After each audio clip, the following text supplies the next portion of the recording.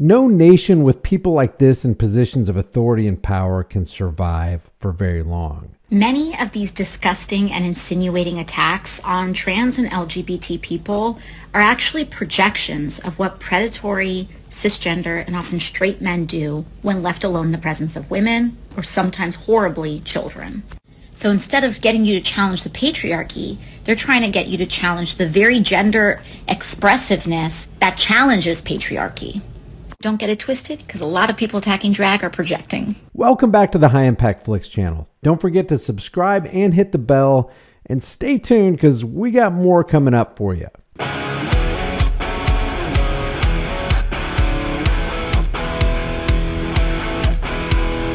Today's video is sponsored by Night Watch Pro 4K night vision goggles. With the 3-inch display, you can take photos and video in 4K day or night. With the infrared all-optical system, you'll be able to see and time and date stamp record with absolute clarity in complete darkness. What you're seeing are some of the videos I've taken with mine. It's rechargeable, so you'll never need to buy batteries, and the charge lasts 4 to 5 hours with constant use.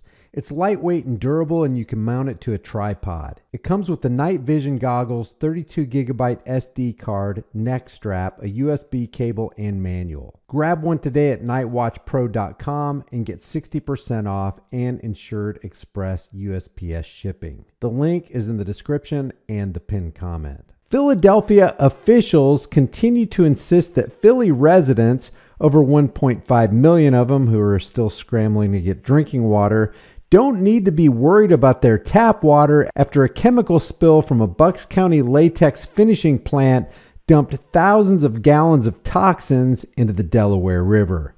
The city's latest guidance says Philadelphia tap water will be safe to drink at least through Monday at 11:59 p.m. And that update came after officials had issued a bottle advisory starting at 2 p.m. on Sunday, quote, out of an abundance of caution. So those in the area, please keep us updated as things progress or regress. With over 3.5 million people reportedly in the streets of France, the police are now getting overwhelmed, crushed, and are retreating. Reports are indicating that cops are dragging unconscious and dead police out of action. It looks like this is turning into a civil war. And some are saying the tide is turning in favor of the people. Unfortunately, it may have to come to this in many countries as the powers that shouldn't be are dead set on enslaving us. Humans are meant to be free. Hopefully, we'll get together and not settle for anything less. As the Fed continues to massively increase its balance sheet, we keep seeing warnings from all over the world about the imminent collapse of the US dollar. We heard it from Kenya's president just the other day. People who work numbers, I am giving you free advice that those of you who are holding dollars, you surely might go into losses. You better do what you must do, because this market is going to be different in a couple of weeks. We also know that China, Iran, Saudi Arabia, and Russia are actively attempting to bypass the dollar, and now this thing is getting so big and so out of hand that even the Communist News Network is starting to question the dollar's stability and dominance in world markets. The most interesting outcome of the 3-day summit between Vladimir Putin and Xi Jinping got limited media attention. Describing their talks, Putin said, "We are in favor of using the Chinese yuan for settlements between Russia and the countries of Asia, Africa, and Latin America." So, the world's second largest economy and its largest energy exporter are together actively trying to dent the dollar's dominance as the anchor of the international financial system. Will they succeed? The dollar is America's last surviving superpower. It gives Washington unrivaled economic and political muscle. It can slap sanctions on countries unilaterally, which frees that country out of large parts of the world economy. And Washington can spend freely, certain that its debt will be bought up by the rest of the world.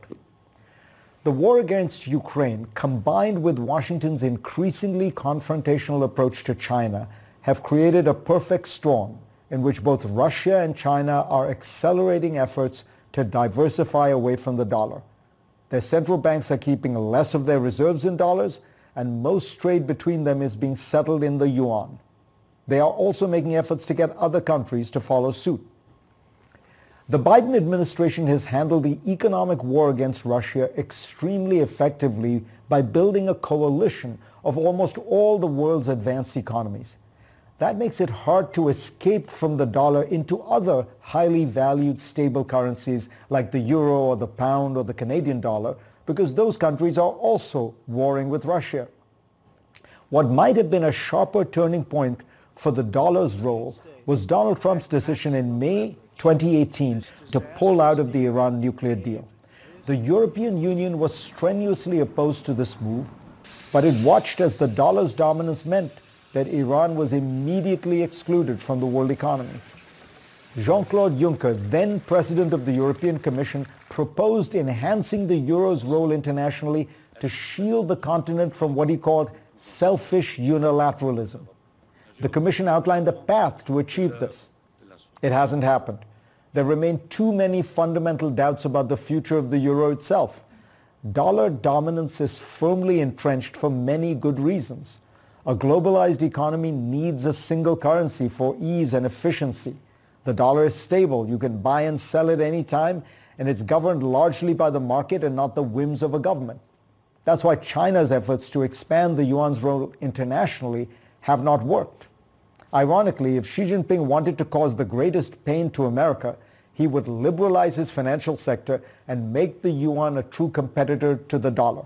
But that would take him in the direction of markets and openness that is the opposite of his current domestic goals. All that said, Washington's weaponizing of the dollar over the last decade has led many important countries to search for ways to make sure that they do not become the next Russia. The numbers are revealing. The share of dollars in global central bank reserves has dropped from roughly 70% 20 years ago to less than 60% today and falling steadily. The Europeans and the Chinese are trying to build international payment systems outside the dollar-dominated SWIFT. Saudi Arabia has flirted with the idea of pricing its oil in yuan. India is settling most of its oil purchases from Russia in non-dollar currencies. Digital currencies might be another alternative, and in fact, China's central bank has created one. All of these alternatives add costs. But the last few years should have taught us that increasingly nations are willing to pay a price when they want political goals to trump economic ones. We keep searching for the single replacement for the dollar, and there will not be one. But could the currency suffer weakness by 1,000 cuts? That seems a more likely scenario. The author and investor Ruchir Sharma points out, right now, for the first time in my memory, we have an international financial crisis in which the dollar has been weakening rather than strengthening. I wonder if this is a sign of things to come. If it is, Americans should worry. I spoke last week about the bad geopolitical habits Washington has developed because of its unrivaled unipolar status. It's even more true economically. America's politicians have gotten very used to spending seemingly without any concern about deficits. Public debt in America has risen almost fivefold, from roughly $6.5 trillion 20 years ago to $31.5 trillion today. The Fed has solved a series of financial crises by massively expanding its balance sheet, almost 12-fold, from around $730 billion 20 years ago to about $8.7 trillion today. All of this only works because of the dollar's unique status.